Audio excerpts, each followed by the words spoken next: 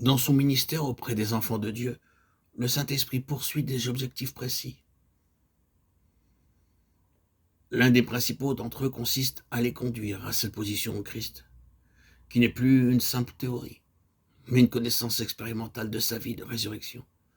D'étape en étape, il les initie à cette existence céleste qui est celle de Christ, et que nous sommes appelés à partager déjà sur cette terre.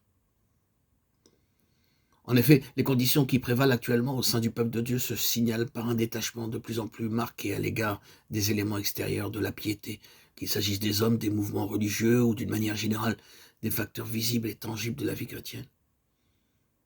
Cette évolution a pour objectif un attachement absolu au Seigneur Jésus lui-même.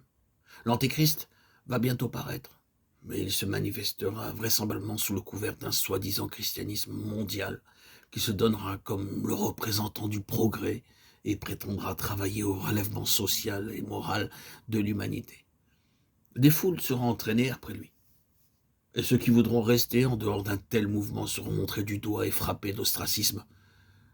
C'est en vue de ce moment-là que Dieu prend ses dispositions, en cherchant à donner au Seigneur Jésus dans la vie de ses enfants, non plus la première place ou la plus grande place, comme c'était peut-être le cas jusqu'ici, mais toute la place, de façon à rendre leur vie absolument solidaire de la sienne.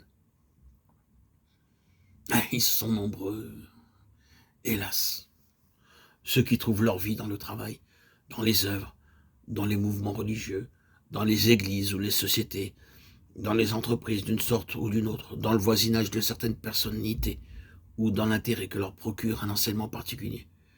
Il leur faut l'émulation d'un programme, de quelque chose qui marche, d'une organisation qui leur fait une place dans son sein. Or, l'enseignement même évangélique, suivi pour lui-même, peut finir par décontenancer, nous laisser dans une impasse et se révéler incapable d'alimenter la vie. Le travail, il peut mener à l'épuisement et à d'amères désillusions. Les mouvements religieux, ils peuvent, même les plus spirituels, sous l'empreinte simplement humaine de ceux qui les dirigent, perdre leur puissance et devenir des terrains de discorde. Quant aux éléments concrets de la vie chrétienne, ils sont tous condamnés à décevoir l'un après l'autre. Le Seigneur seul demeure et ne déçoit jamais.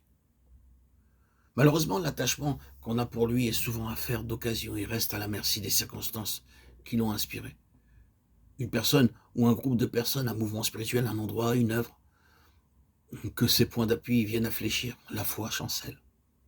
La personne du Seigneur semble éclipsée.